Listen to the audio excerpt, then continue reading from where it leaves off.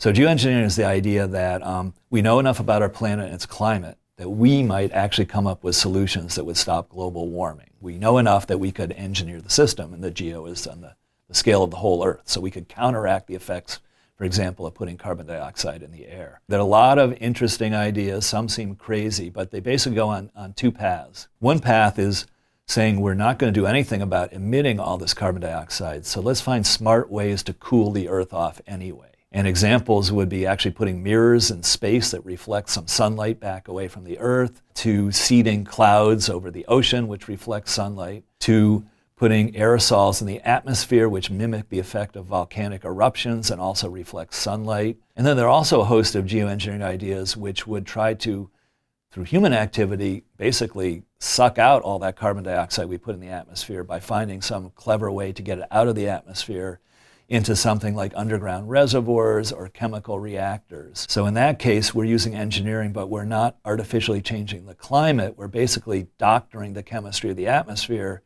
back kind of to the way it was before we started changing it.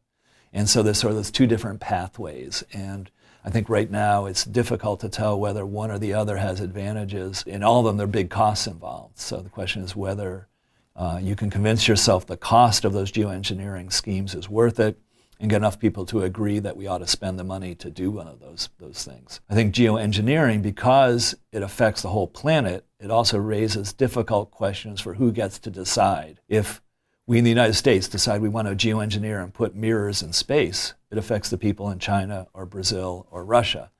So how do we decide to do that? It's a difficult question.